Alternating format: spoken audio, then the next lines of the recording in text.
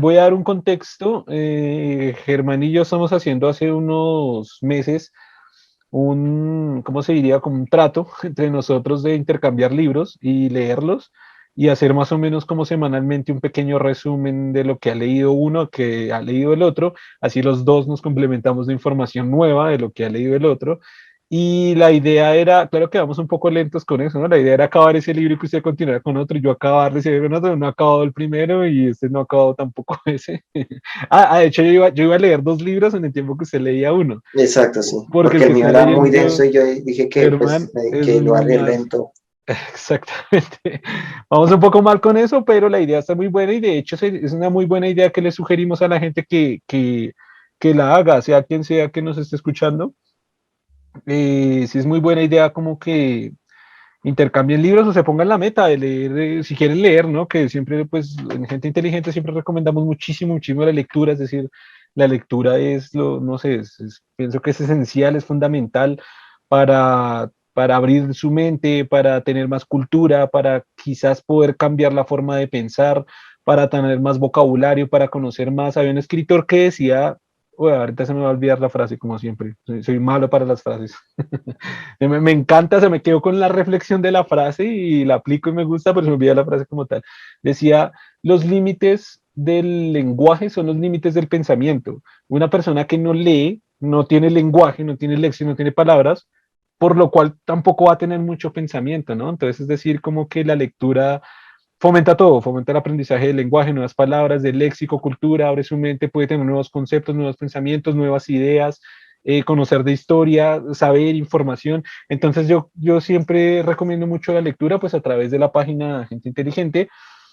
Pues ahora que tenemos acá el podcast de Gente Inteligente, que no le hemos puesto nombre todavía, quisiera también hacer esa recomendación que no Pero sobra. algo que de pronto no mencionó que es importante ahí aclarar es, lo que pasa es que cuando usted aprende una nueva palabra, no es solo que aprende una nueva palabra, sino es un nuevo concepto, una idea que en su momento usted no tenía, porque si se especifica una palabra para un concepto nuevo, el conocer esa palabra le está permitiendo a usted conocer un concepto, una idea que usted no tenía. Entonces, Exactamente. cuando usted lee un nuevo libro, está conociendo conceptos que usted no tiene porque son palabras que se construyeron para un concepto que no existía en su Exactamente, momento y que exactamente. usted está aprendiendo en el momento que lo lee. Por Al, eso es al, muy importante, porque usted está, es lo mismo que muchas veces recomiendan cuando le dicen que usted aprenda un nuevo lenguaje, porque en el lenguaje, en otros idiomas hay contextos y palabras que tienen significado en ese lugar, porque es un concepto que existe ahí. Entonces, ese nuevo concepto se le está abriendo. Cuando usted conoce un nuevo lenguaje, está aprendiendo conceptos de culturas que que buscaron palabras para conceptos que no existen en otras culturas. Usted está abriendo su mente a ideas nuevas siempre cuando aprende nuevos lenguajes. Sí, y no solo palabras en el caso de los idiomas, sino estructuras, o sea, formas de estructurar el lenguaje, estructuras Exacto. del lenguaje que en otros idiomas lo hacen de forma muy diferente. Me encanta un ejemplo y es con el inglés, que bueno, es el idioma como que más o menos todos o lo saben o lo están aprendiendo o alguna vez intentaron aprender. Y es en español no tiene sentido. En español las cosas no tienen sentido. En inglés es this doesn't make sense, ¿no? Entonces es muy curioso porque en inglés el sentido se hace, el sentido de las cosas se hace, se construye.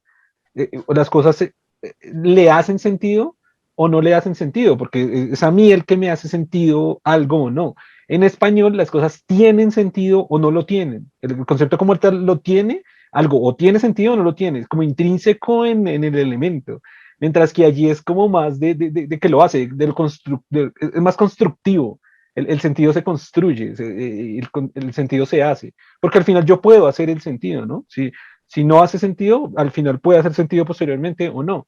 En español es como que lo tiene o no lo tiene y chao. Ese ejemplo me encanta de la forma de estructurar el lenguaje. Es decir, cuando se aprende un nuevo lenguaje no es solo aprender a decir todo lo que ya sabe en otra lengua, sino es aprender una nueva forma de proponer las ideas, los conceptos y de estructurar las formas en las que se dicen las palabras. Por ejemplo, esta palabra que es un muy buen ejemplo también, sino que me da risas porque lo utiliza Homero como en una, ni siquiera es Homero, utiliza a Lisa Simpson, se lo dice a Homero, y me da risa recordarme por qué, porque no sé, me da risa. Pero en China, la palabra oportunidad se dice igual a la palabra crisis. Entonces es muy curioso si nos centramos en lo que es como tal el lenguaje, porque ellos cuando están en crisis, cuando entran en una crisis profunda, si usted mira el concepto de la palabra, en realidad es una oportunidad. Cada crisis también al mismo tiempo es una oportunidad. Es decir, usted cada vez que está mal es una oportunidad de crecer, de salir, de aprender, de retomar esos problemas y hacer algo con ellos, algo constructivo. Es oportunidad y crisis. Acá, pues en español son dos términos totalmente diferentes y se pueden, es decir, si mentalmente se aíslan los conceptos, es posible que también en la forma comportamental también se aíslen esos conceptos. Y en inglés también se aíslan, es decir, muchos idiomas se aíslan. Pero el hecho de que allí estén unidas esos dos conceptos en una sola palabra, pues dice mucho es que es muy curioso ese tema, ¿no? Porque es como cómo mentalmente usted ha construido un lenguaje que puede dar definiciones o sacar conclusiones propias, suyas, con respecto a lo que usted ya aprendió, que usted ya tiene programado, que es la estructura del lenguaje.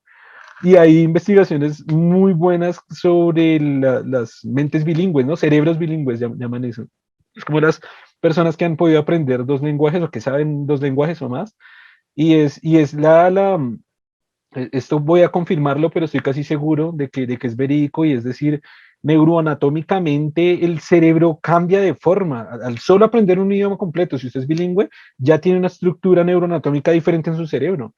Por lo que decíamos ahora con la sola lectura en español, lo que usted decía, ¿no? Si usted aprende una palabra, un nuevo concepto, también es aprender una idea, también es aprender algo mucho más allá. Ahora imagínese con un idioma completo, se aprende un idioma completo y son muchos más ideas, conceptos, formas de estructurar el lenguaje, todo nuevo, entonces su propia estructura cerebral cambia.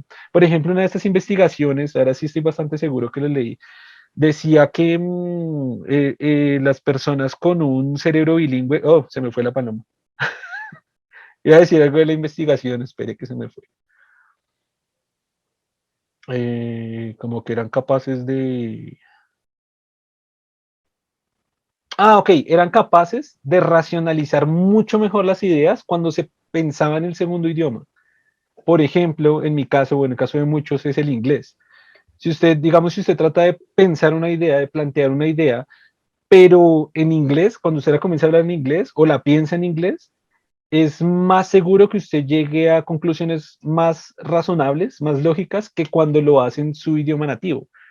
Porque su idioma nativo usted ya lo conoce tan de base, usted ya lo hace tan sin pensar que simplemente usted se concentra es más en otros temas.